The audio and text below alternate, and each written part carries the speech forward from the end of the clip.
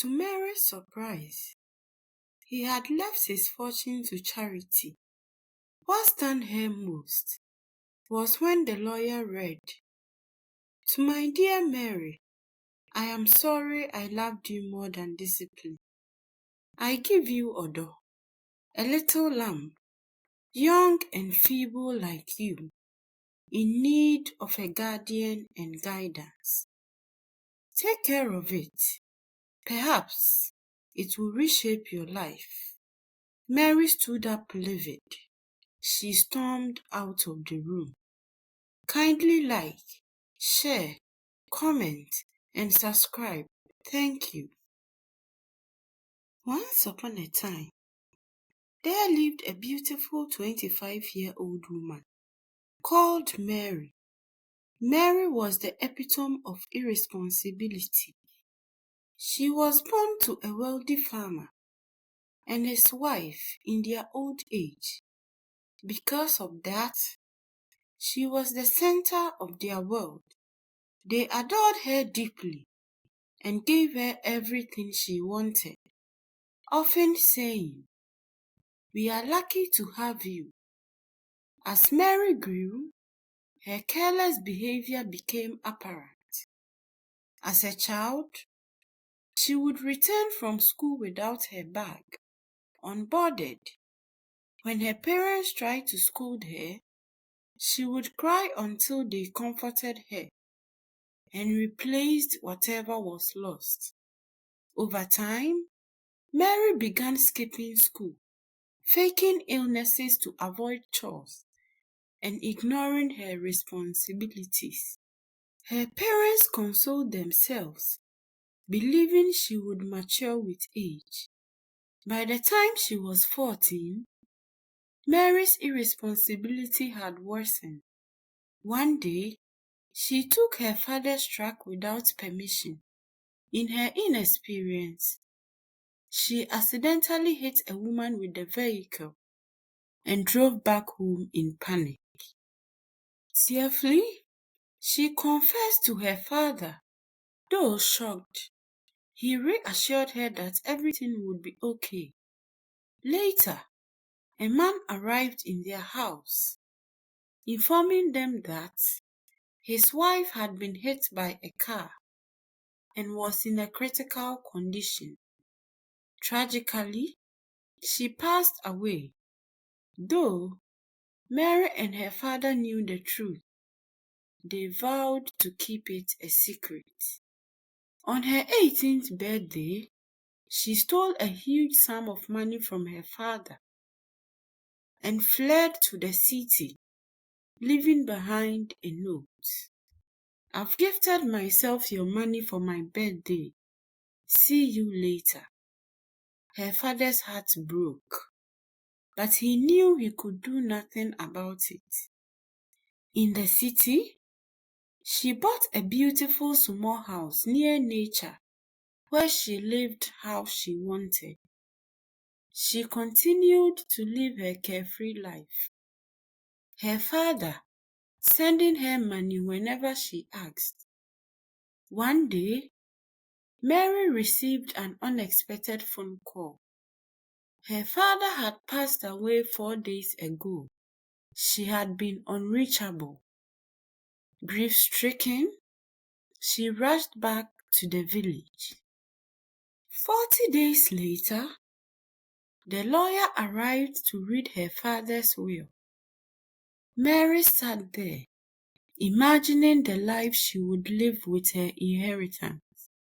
To Mary's surprise, he had left his fortune to charity. What stunned her most was when the lawyer read, "To my dear Mary, I'm sorry I loved you more than discipline. I give you Odo, a little lamb, young and feeble like you, in need of a guardian and guidance. Take care of him. Perhaps he will reshape your life. So long." Mary stood up livid. "They were lucky to have me. Why will my father do this to me?" she shouted. storming out of the room. Desperate to change the will, she sought legal counsel, only to learn it was irrevocable. That night, she sat on her bed, filled with anger and sadness. Her father could be that cruel towards her. Days later, as she realized her money had started dwindling, she knew she had no choice but to get a job. She had an interview. "I am going to prove that I can succeed without you," she said as she dressed up in front of her mirror. She heard the doorbell ring.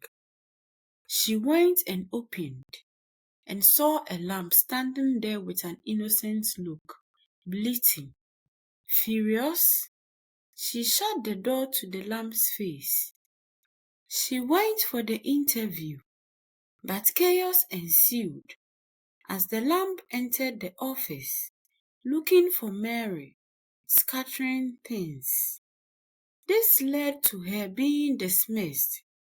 Everywhere Mary went, cafes, hang out with friends, or other interviews, the lamb appeared bleating, disrupting her plans. Desperate to rid herself of the lamb, Mary tried abandoning it, selling it, and even sending it far away. But the lamb always returned.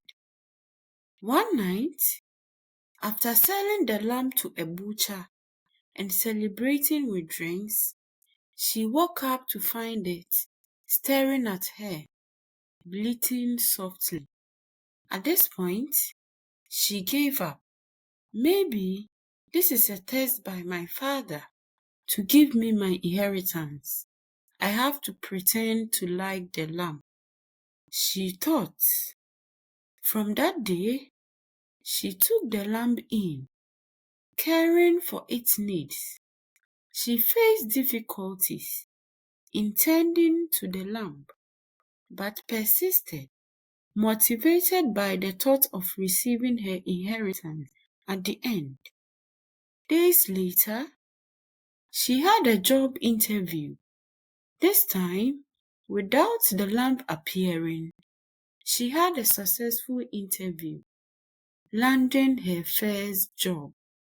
Ecstatic initially, but it was short-lived as she struggled to keep up with the work demands, mostly neglecting or forgetting her duties. But the lamb kept her on her toes, waking her when she overslept, ruining her party plans, pushing her to work harder, to meet her targets, and take responsibilities. Slowly, Mary began to excel at her job, earning praise from her boss. Mary came home one day with great satisfaction. "This is all thanks to you, Odo," she said, smiling as she patted the lamb. Mary's life transformed. She grew fond of the lamb, playing and having fun moments together. One sunny day, she went to the market to buy groceries. An old beggar woman grasped her hand and whispered, "You are the guardian of the lamb," pointing to a birthmark on her back. Mary pulled her hand sharply, panicking. "What are you saying?" "Protect the lamb from them," she said repeatedly. That evening, Mary sat on her couch, utterly confused, as she watched a movie with the lamb next to her. The next day, a strange man came to her house, claiming to be a pet welfare officer, but Mary denied having a pet. Days later, strangers ransacked her home. Though nothing was taken, Mary suspected they were after the lamb. One night, she awoke to find a masked man chasing the lamb with a knife. She intervened, The man threatened to hurt her, but she held the lamb tightly, narrowly escaping harm. She fled with the lamb. She went to the old beggar. Why do they want Odo? It's just an ordinary lamb. The woman revealed. 2 centuries ago, a beautiful and prosperous village once existed, but Abebio, a wicked, powerful priest, killed the king and ascended the throne. When the people rebelled against him, he cast a generational curse on them. Their crops started dying. Strange illnesses started befalling them. And as time passed, they became a forgotten village. They lived in agony and misery for years. Then one day, a prophetic writing appeared on the wall. It read, "Before the full moon, the guardian shall bring the golden lamb onto the stone. Then evil will be destroyed, and the curse will be broken. But my lamb is not golden, and where is this supposed forgotten village?" Mary asked. She gave her a map to guide her and a book containing everything about the wicked priest. She pleaded with her to save them, because if this opportunity passed until the next century, Mary contemplated as she read the book at home. She decided to help. Days later, she embarked on the journey. She packed her belongings into a truck. She traversed through countless towns and villages towards a verdant forest. The truck broke down on the way. On arrival, she entered the forest, holding the lamb. Walking through the quiet forest, she saw men in black robes, with faces covered. They chased her as she ran through the forest, holding the lamb, heading towards a valley. She panted, feeling weary, but she whispered to herself, "I can do this." A tree branch trapped her legs as she fell, bruising her knee. A man, dressed in gold, appeared before her. "Mary, why are you bothering yourself? You don't know these people." He proposed she gave him the lamb, but Mary defiantly refused.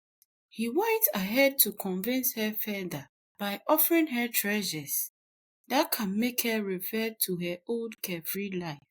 But she refused. Annoyed, the man threatened to kill her, but Mary smirked. "You cannot kill me, because I am the guardian." She stood up and pushed them. She pushed the lamb, urging it to run. She prevented them from getting close to the lamb. They used a piece of wood to hit her. She lay there semi-conscious and injured. The man in golden apparel walked to chase the lamb. As the lamb got closer to the stone, his skin started to shine, turning golden. The man captured it. "Finally, I am going to be king forever," holding the lamb. But Mary shouted. Gathering all her strength in her, she went to hold the man's robe. She beat him. In pain, he let go of the lamb. The lamb ran and stood on the stone. Suddenly, the sky became bright, shining upon them. The man in the royal robe shouted as he turned into bones and disappeared with the men in black. The people started coming out from the caves. Their skin started healing, their faces looking fresh. Then their crops started to grow again. The whole village seeing a rejuvenation. Mary lay there tired, with a broad smile on her face. Suddenly, the light became so bright that it blinded them. The lamb bleated in happiness as he disappeared with the light. "No, Odo, you can't go," she said as tears streamed down her face. She fainted and woke up to see the old beggar, now looking healthier, sitting next to her. "Where is Odo? I want to see my lamb," she said, agitated.